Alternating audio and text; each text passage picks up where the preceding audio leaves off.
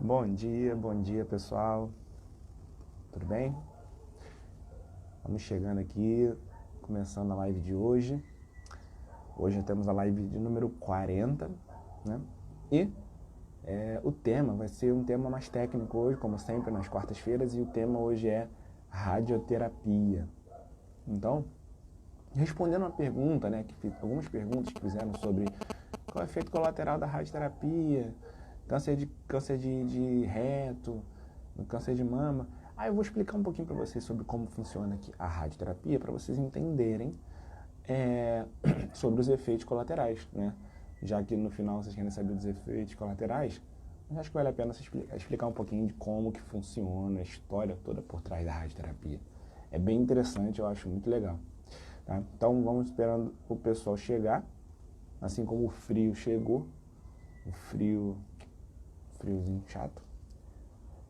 E bom dia, Nazaré, tudo bem? Deixa eu só, vamos lá. Já que chegou, Adriana, bom dia, bom dia. Bom, vamos começando então, pra gente não perder tempo. Daqui a pouco o pessoal vai chegando aí também e vai pegando ao longo da live. Bom, o tema hoje é radioterapia, como eu havia falado. Então vamos explicar tudo sobre radioterapia para quem não pegou ainda. Então vamos lá. Radioterapia, a história da radioterapia começa em 1890, mais ou menos, 1895, com William Röntgen. Ele é um cara que descobriu os raios-x, né? E então ele descobriu os raios-x e inicialmente foi utilizado para diagnóstico, né? Então o raio-x ele era usado para se fazer imagens, né? Normalmente eram imagens de ossos, mas com o tempo foi sendo estudado essa propriedade de radiação, até que um pouco depois, 1898, se não me engano, a pesquisadora Marie Curie, né? Todo mundo talvez já tenha ouvido falar do nome dela, não sei, Marie Curie. Ela ganhou o prêmio Nobel, foi uma das primeiras mulheres a ganhar o prêmio Nobel, bem legal, bem famosa.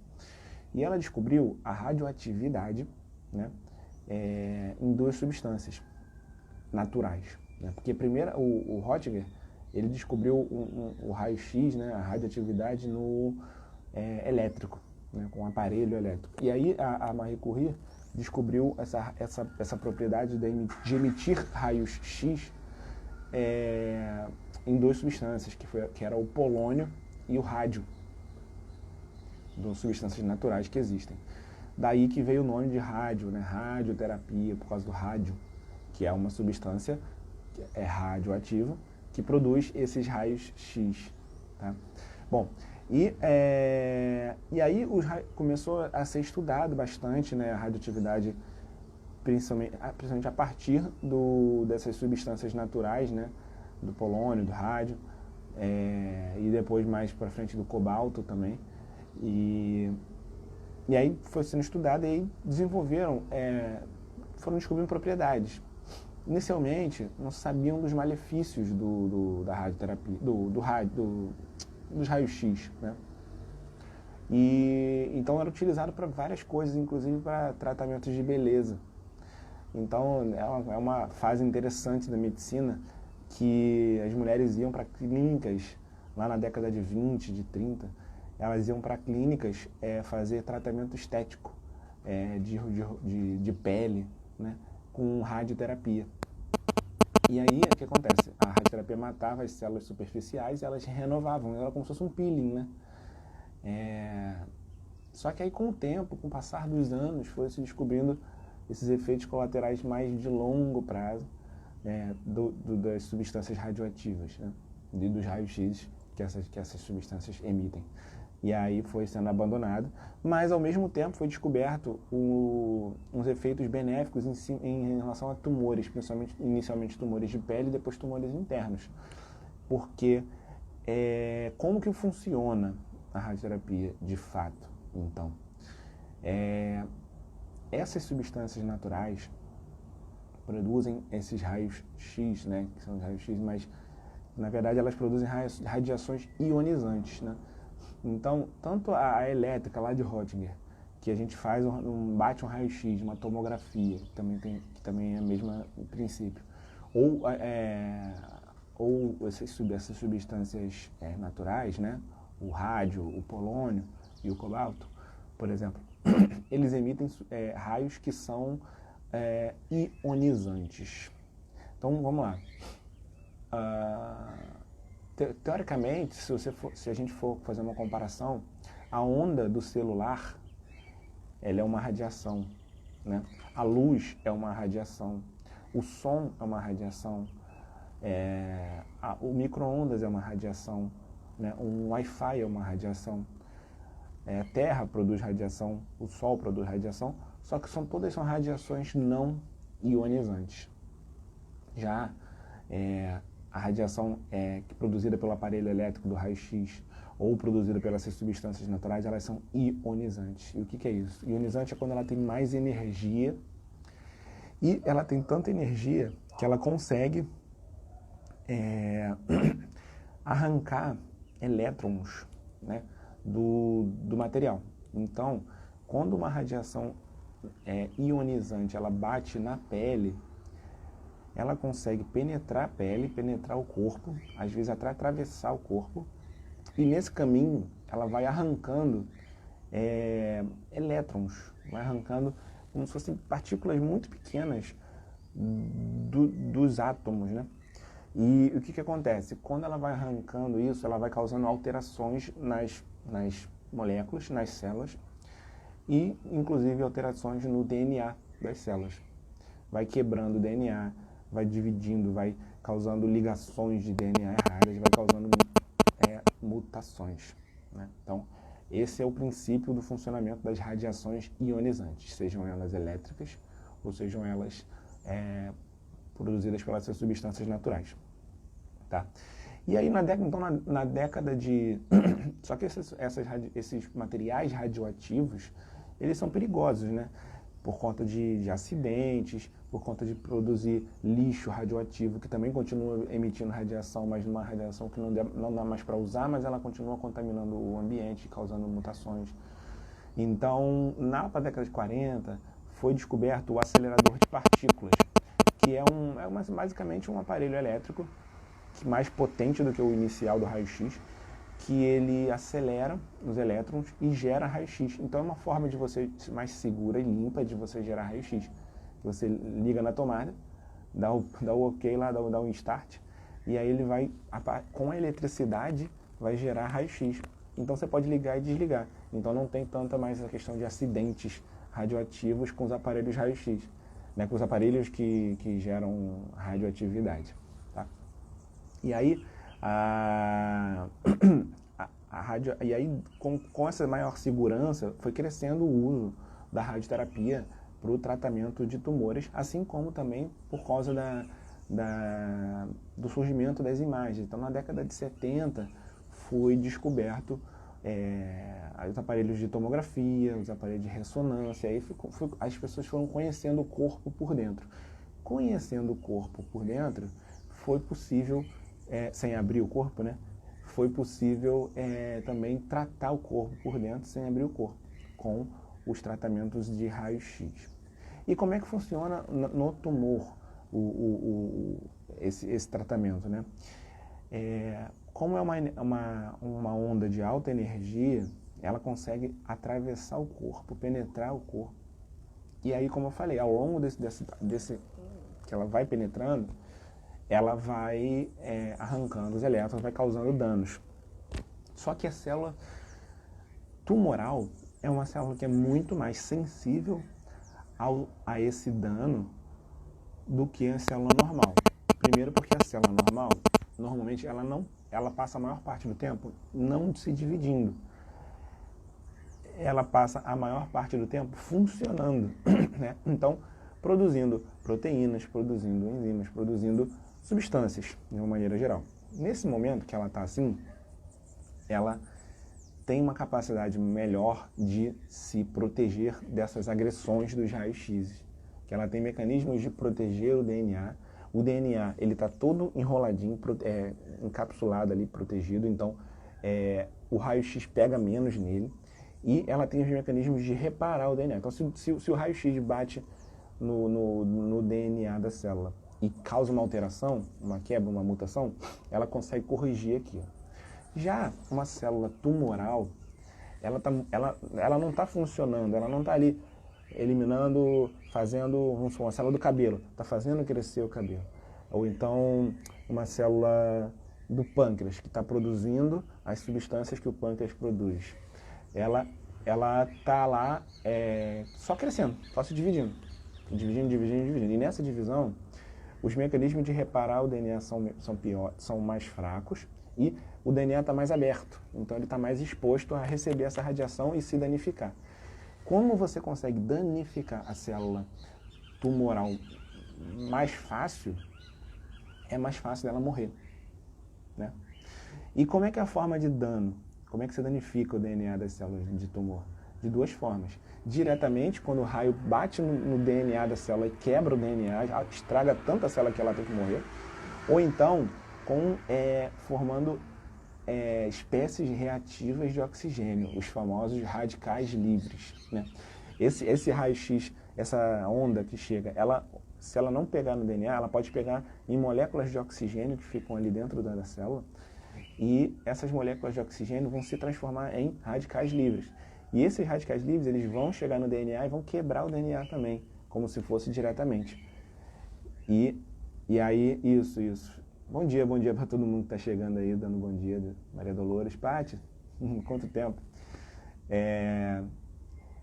Isso, aí a célula fica mais receptiva e ao dano direto do DNA, direto do raio-x, ou através das espécies reativas de oxigênio. Por isso que eu falo para vocês muito, gente, antioxidante não é para todo mundo. Imagina que você está fazendo radioterapia, você quer o radical livre, eu quero muito radical livre. Eu quero estar cheio de radical livre se eu estiver fazendo radioterapia.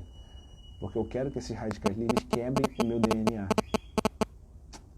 Certo? Das células tumorais. E aí você está fazendo radioterapia e se entope de antioxidante? Pois é, né?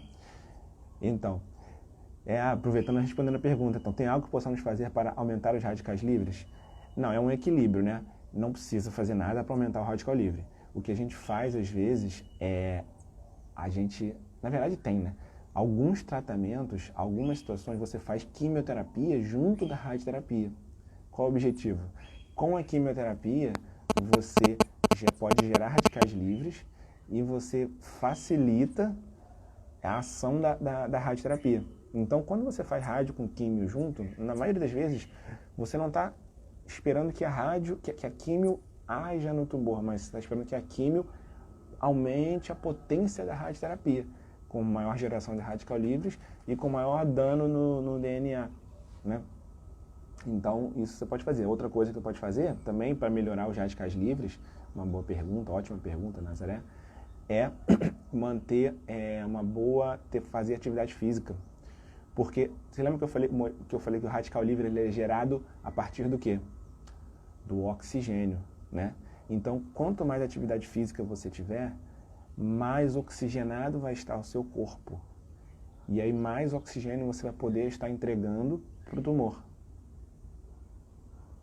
para receber o raio-x e gerar esses radicais livres e atacar o tumor. Por isso que a atividade física é muito boa, tá? A anemia é importante não ter, porque quanto mais anemia, menos você está entregando oxigênio, porque a anemia também é uma relação com a oxigenação do sangue, né?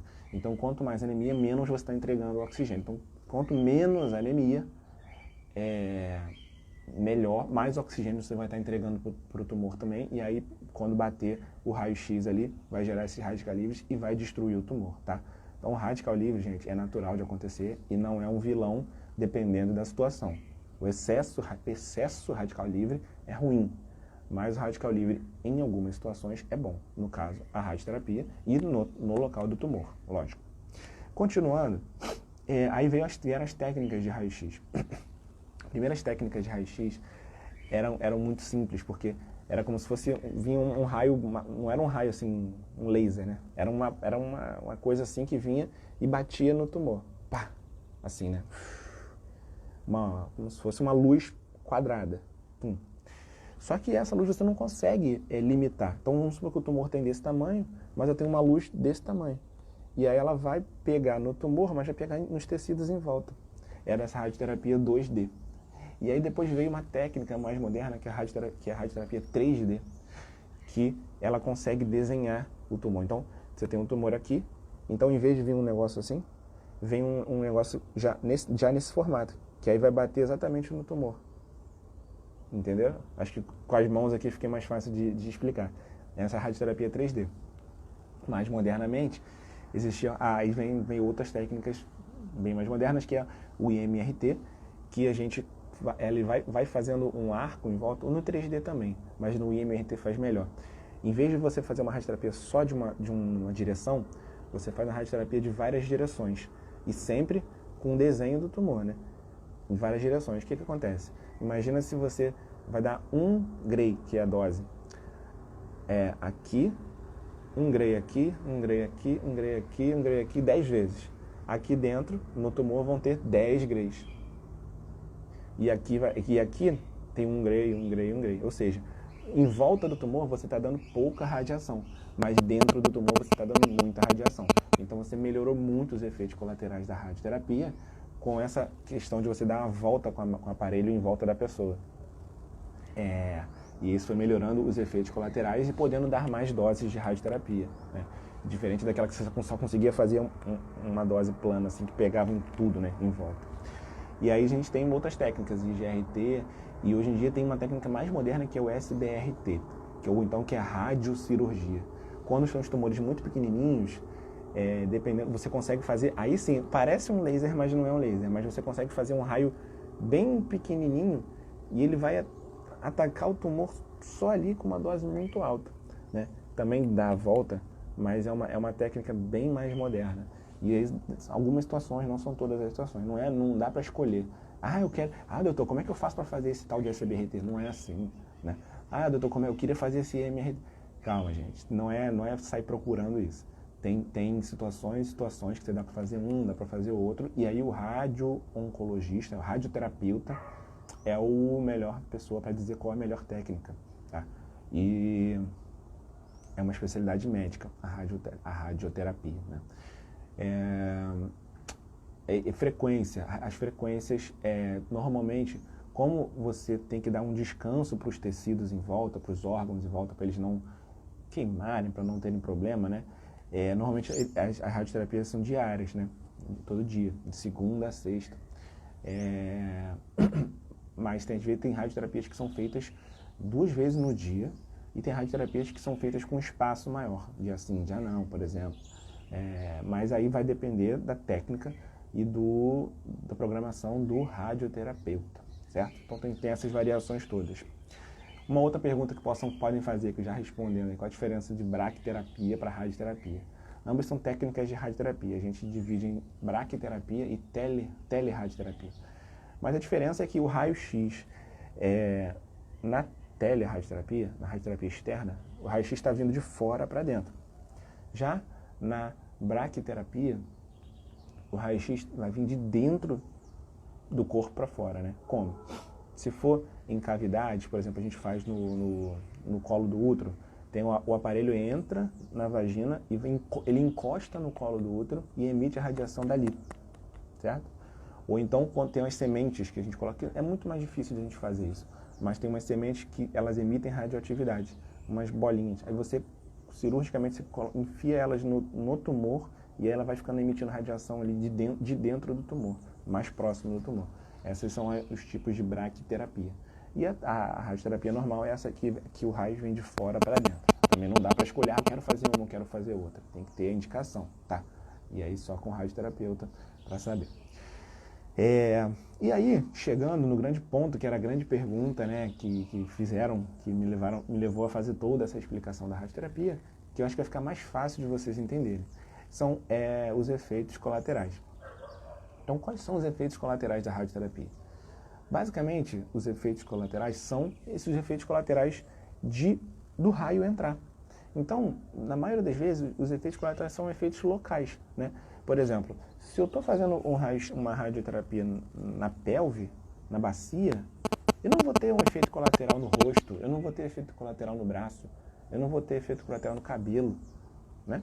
Porque o raio-x, ele trata localmente, é como se fosse uma cirurgia. Ele só tem um efeito ali, naquele local, por tudo que eu expliquei para vocês, né? Então, Pelegrini, chegou na hora certa, mas você tem que assistir tudo que eu falei antes, depois, para você entender essa hora certa. Depois você assiste, vai ficar gravado, certo? Então, o efeito colateral é isso. É um efeito local, por conta do raio que ele entra. Hoje em dia a gente diminuiu muitos efeitos colaterais por conta das técnicas que eu falei, né? Do IMRT, do SBRT, a gente consegue desenhar o tumor e aí evitar que o raio pegue nos órgãos em volta. E aí os efeitos colaterais são do raio-x pegando nos órgãos em volta, né? Então, é isso. Por exemplo, a pele é inevitável, né? Como é que o raio vai entrar lá dentro, dentro do corpo, sem passar pela pele? Não tem como. Então, a pele pode ficar acometida. E aí é como se fosse uma queimadura de sol, né? Pode ficar vermelho e só, pode ficar um vermelho um pouco mais escuro, e pode ficar vermelho irritado, pode ficar mais escurecido. São alterações de pele que podem acontecer por conta do raio estar entrando, tá? Isso, assim como tem gente que vai para o sol e não se queima, e tem gente que vai para o sol e se queima, tem gente que queima a pele e tem gente que não queima a pele. Depende da sensibilidade da pele de cada pessoa, certo? Normalmente são orientados cremes para passar, que vai nutrir a pele, vai proteger a pele e costuma melhorar, tá? E nem sempre dá essa radiodermite que a gente fala. Da mesma forma, outros efeitos colaterais são efeitos colaterais que podem acontecer se você queimar outros órgãos internos. Por exemplo, vamos dar um exemplo aqui que é muito comum, é a mucosite, quando você tem uma radioterapia na cabeça e no pescoço. Então, se você tem um tumor de garganta, no nariz, alguma coisa no pescoço, você tem que fazer uma radioterapia que vai queimar a pele da boca por dentro, a mucosa que a gente fala. Então vai ter essa mucosite, então vai queimar por dentro. Vai ter dificuldade de comer, dificuldade de engolir, vai atrapalhar a salivação. E isso é uma coisa que acontece quase sempre, tá? Mas tem formas de proteger, no caso da mucosite oral, com laser terapia, que é um tratamento que os dentistas fazem. Aqui não é laser de queimar, mas chama de laser, mas é uma luz. Você bota uma luz, essa luz estimula as células a se regenerarem dessa agressão da radioterapia e costuma ser muito bom para proteção, tá? Bom, lá embaixo, vamos lá no reto, que também é um local que a gente faz muita radioterapia, que foi uma das perguntas que fizeram. Quais os efeitos colaterais da radioterapia no reto, né? Lá embaixo, quase na saída das fezes do ânus. Você pode ter diarreia, porque você pode queimar ali uma parte do intestino, né? Você pode ter cistite, se o raio for muito forte para a bexiga, então você pode ter ardência para urinar. Basicamente isso, só não tem muito problema. E a pele, né? Mas hoje em dia, reforçando na verdade, com essas técnicas bastante modernas de desenhar o tumor e o raio pegar só no tumor, você tem muito menos chance de ter radioterapia, de ter efeito colateral da radioterapia. Mama, efeito colateral da radioterapia na mama. Na mama, basicamente nenhum, só da pele mesmo. Na axila, tendo efeito colateral, fazendo radioterapia na axila. O que pode... já estou falando da mama, tá? Eu sei que vocês vão perguntar da mama. É um tema que, enfim, todo mundo quer saber. Quando você fala radioterapia na axila, qual é o efeito colateral? Basicamente nenhum também, mas você pode causar como se fosse uma queimadura nos gânglios, nos linfonodos. Quem assistiu a minha live da última live, eu expliquei sobre como que funciona a circulação. Acho que não foi a última não, foi a penúltima, agora não me lembro. Os linfonodos, eles fazem uma função de melhorar a circulação. Não a circulação do sangue, mas a circulação da linfa, né? Então, se você fizer a radioterapia ali nos linfonodos, na axila, você pode acabar queimando e atrapalhando a circulação também. Então, você pode ter o edema, o inchaço, mas não é regra de acontecer. E quase nunca acontece, mas pode acontecer. Além das queimaduras também, por causa da pele, né? radioterapia na barriga, no abdômen. Posso fazer radioterapia no abdômen? É muito mais complicado, porque como o intestino é um órgão solto, ele fica mais solto, você não consegue fazer na radioterapia no intestino, né? Se você fizer uma radioterapia no intestino, tanto o grosso quanto o delgado, você pode estar dando muito diarreia, porque é um órgão muito mais sensível à radioterapia, porque as células estão se dividindo mais rápido, assim como as células do tumor, né? E você não consegue poupar partes do intestino. Então, radioterapia para câncer de intestino é bem mais difícil, tá? Agora, para os órgãos mais fixos, né, pâncreas e fígado, às vezes até pode ser possível, dependendo da situação, não é para todas as situações. E a gente não faz radioterapia para tudo também, né? Tem que ter a comprovação científica lá, que os estudos mostram que funciona. Tem tumores que são mais sensíveis à radioterapia, tem tumores que são mais resistentes à radioterapia, tá? Então não é para todos os tumores. Tem cânceres que são... Às vezes a gente faz radioterapia para cânceres do sistema nervoso central. E aí, como está pegando na pele, pode acabar dando uma queda de cabelo, mas só naquele local, porque o raio está entrando naquele local, não é aquela queda de cabelo toda, tá? Dependendo do tamanho da radioterapia, pode dar um pouquinho de cansaço, uma moleza, um enjoo leve, mas não é enjoo de químio, não é enjoo nada, não tem vômito, não tem nada. Mas no geral, hoje em dia as técnicas são bastante modernas e não tem basicamente efeito colateral nenhum. É bem tranquilo de fazer a radioterapia, na maioria das vezes, tá? Ou efeitos colaterais leves. Bom, gente, é isso. Eu acho que eu já falei bastante sobre radioterapia. Que horas são já? Eita, já me estendi bastante. Deixa eu ver se tem mais alguma pergunta aqui. E vocês podem me mandar as perguntas aqui enquanto eu olho, tá? Vamos lá. Adorei o tema, precisava saber um pouco. Logo a minha filha vai fazer. Legal. Espero que dê tudo bem com ela. Márcia, bom dia, feliz por esse momento. Legal. Já damos bom dia aqui para a Paty também, para a Maria Dolores. Nazaré fica mais receptiva. A gente estava falando, eu expliquei isso. Tem algumas posições para fazer para aumentar os radicais livres. Sim, eu já expliquei, né? Da atividade física, da oxigenação, da anemia, para aumentar os radicais livres e melhorar a potência do tumor. Eu sei que esse tema vai ser polêmico, hein? A rádio queima a pele, o paciente sente dor? Pois é, não. Pela rádio, não, sente dor. Ele vai sentir dor se queimar a pele. Mas como costuma não queimar a pele, não vai sentir dor. Mas o tratamento em si não causa dor. Porque vocês já fizeram raio-x? Já fizeram tomografia? A radioterapia é a mesma coisa. É um raio-x da tomografia, certo? Só que ele numa potência maior e diariamente, né? Várias vezes. E aí acaba podendo... Gente, quando eu falo podendo, não esquecem o podendo, tá? Não, eu falo podendo e falo o resto, as pessoas às vezes esquecem o podendo. Não, às vezes, esquecem o às vezes, né? E só lembram do resto, tá? Mas às vezes pode queimar a pele, tá? Mas lembre-se que eu falei às vezes, tá? Eu não falei que queima a pele. Eu falei que pode queimar. E não é comum de acontecer, tá? Bom, a Pelegrina aí chegou na hora certa, a gente já falou. Meu irmão está bem bronzeado. Você não fica bronzeado igual está pegando sol, porque o raio está pegando só naquela parte onde está fazendo a radioterapia. Então, naquela parte, ela pode ficar escura, né? Aquela parte ali. E não é um bronzeado, é um escuro mesmo, assim, é diferente, assim, sabe? E a pele pode ficar grossa, é interessante. Você passa a mão assim na pele, ela é mais dura, mais grossa do que a outra pele em volta. Mas é só naquele ponto. Tanto que às vezes a pessoa fica com um desenho, assim, fica um quadrado escuro. Porque é só naquela região ali, não é no corpo inteiro não, tá? Ai, vamos lá. Esse negócio vai passar. A rádio mexe com os hormônios, como eu expliquei antes. É que acho que você não pegou, né? A radioterapia tem um efeito local. Então, como que ela vai mexer com os hormônios se ela só age ali naquele local? Entendeu? Ela não tem como agir. A não ser que você esteja fazendo a radioterapia no ovário para destruir o ovário. Ou fazer uma radioterapia no testículo, que a gente não faz. Aí sim mexeria com o hormônio. Porque você está destruindo o local de produção do hormônio.